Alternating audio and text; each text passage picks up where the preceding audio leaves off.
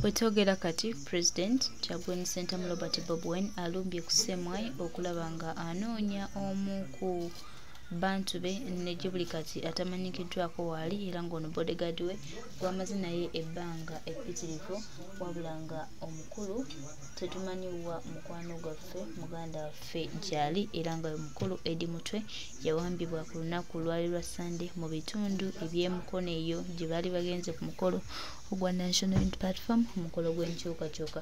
Twongera obajjukiza n'obategeeza nti ne gye buli kati muganda waffe mukwano gwaffe Eddie Mutwe tannamanyikibwa wa gy'ali era kino kyekireetedde President Kyagulanyi Ssentamu Robert Bobi Wine okuyimukiramu n'alumba abakulu ku Ssemwai abeeganye omukulu Eddie Mutwe nti si be bamwina ate nga drone zaabwe eziwamba bannayuganda ze twamulabyeko nga mwali era tusuubira nti bano be balina omukulu ono. Naye olw'okwebuzaabuza n'okwefuula nti be bategeera era be bagenda okwetegeera buli omu bagenda mu maaso n'okugamba nti si be balina omukulu Eddie Mutwe. Era baganda baffe mikwano gyaffe mu kaseera kano ng'abantu bano bakyagenda mu maaso n'okutwebulizaabulizaako era n'okutwefuulira n'okutulaga nti munnange bye tubagamba bikyamu bagenze mu maaso n'okuwaba abantu baffe kakwe Kyagulanyi Ssentamu ate nga abeerumbira.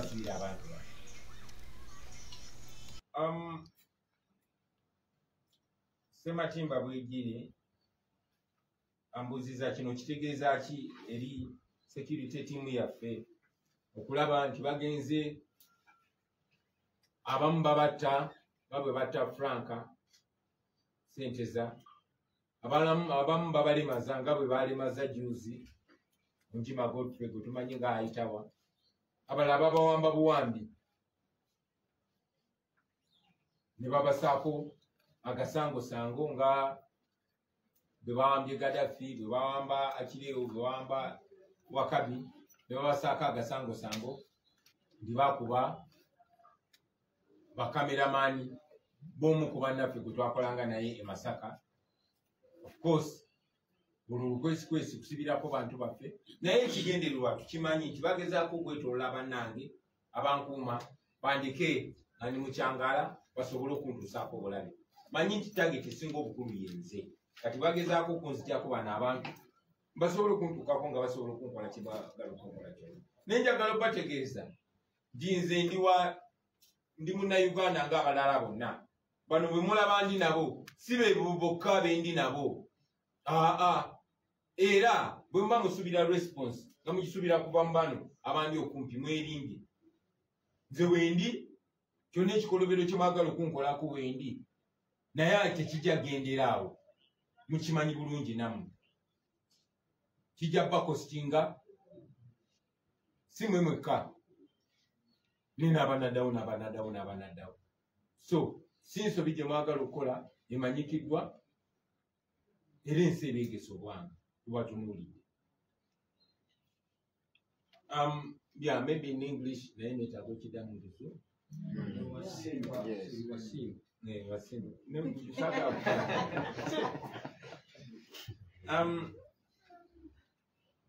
my sister me now what are we going to do about it? Manye nazo kwambidde ensambuza katugenda kikolera ki? Tetugenda kupowa, tetugenda kutya, tetugenda kulekeraawo. Kyetwakiririzaamu ntandikwa kyetukiririzaamu kyetugenda okukiririzaamu. Oba tuli mu nnyumba zaffe nga tetuli bakwata, oba tuli mu makomera, oba tuli mu zibaraki zammwe nga mutulugunya, oba tufudde tetugenda kulekeraawo. Tugenda kulwanya eddembe lyaffe ate tujja ddifuna. Bwe talifune abanaddawo bajja ddifuna naye tetugenda kulekeraawo. Ekyo babiri nga bakimanyi.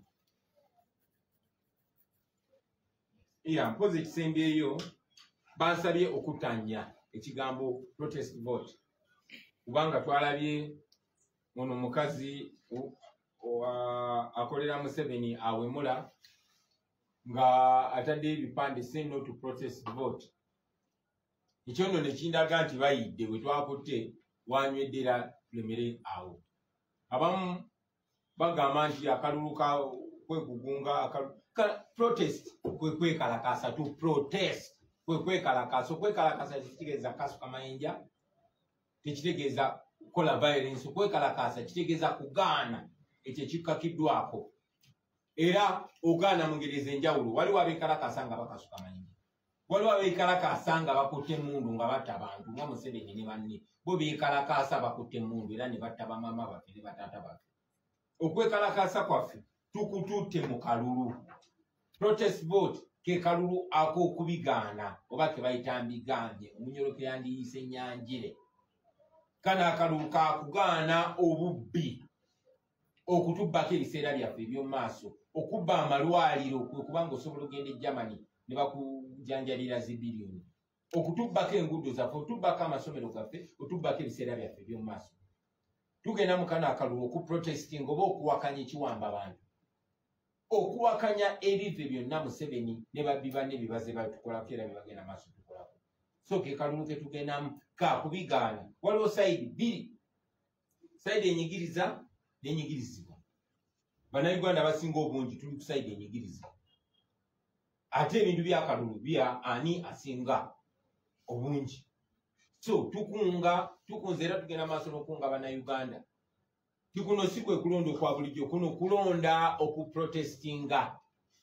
Twagala buli omu tumubangule obwongo agende ng'amanyi, sigenda kulonda mukwano gwange, sigenda kulonda nti ngenda kulonda MP ankyusiza embeera kubanga bwe tuba tetukyusiza system yonna, ne MP takuyamba ne meya takuyamba. Tugenda mu kalulu kano okugoba ababbi, okugoba abasosoze mu mawanga, okugoba abatemu, kye bayita protest vote. We are going into this protest vote to protest against impunity, against theft of our futures, theft of our hospitals and all our healthcare systems, simply because you can go to Germany and be treated for billions, while the Omaras that you use to suppress dissent are rotting away in a rotten healthcare system. We are going to the ballot to protest that, to protest impunity, to protest corruption. That is the protest that we are going into. Era nga akalulu ako twagala kagendamu n'obusobozi bwaffe bwonna bwonna, so that Museveni bw'agezaako n'akabba nga bwe tusuubira, bannayuganda buli omu kubanga bavuddeyo mu bungi, buli omu alina ekyokulwanira. Ebisigadde tunabinnyonnyolagana nga tuvuddeyo ffenna bannayuganda mu bungi bwaffe. Mwebale nnyo, mwebale ddala. I guess that's enough of the question. Bwe twali tuva ensambi okusaba okwaliyo, Muwummuza yalabwako mu kamera nga y'omu ku basonga mu bantu ne bakwatibwa. Okyogeddeko lwatu nti ye yalondodde Eddie Mutwe n'akwatibwa. Omuntu ono yakugoberera buli wodda, talina yunifoomu ya kitongole kya byakwerinda yonna gy'ayambala, ng'oggyeko emmundu gy'atera okukwata waba agirina. Omuntu ono singa akeera ku nkya n'akola ekintu eky'obulabe ekisinga ku ky'okugoberera, tolaba nti poliisi oba ebitongole by'okwerinda bisobola okumwegaana? Era ekibuzo, tolaba nti gwe n'abantu abakwetoolodde muyinza okuba nga mwesuuliddeyo ogwa naggamba eri omuntu ono? Kyekibuuzo kyange.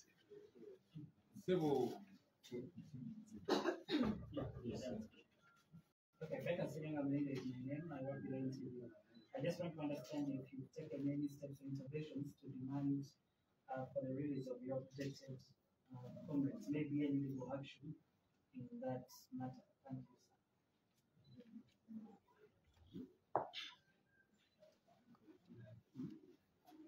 sir. Thank you. Yes. Omusajja oyo amanyikiddwa ng'era abazibe emisango bonna bonna bwe bamanyikiddwa. Ebyokwerinda baffe obamanyi nti bakozesa abantu abawandiike n'abatali bawandiike. Tubalaba ebiseera bingi nga bakozesa abatemu, tubalaba ebiseera bingi nga bakozesa ababbi abamanyikiddwa nga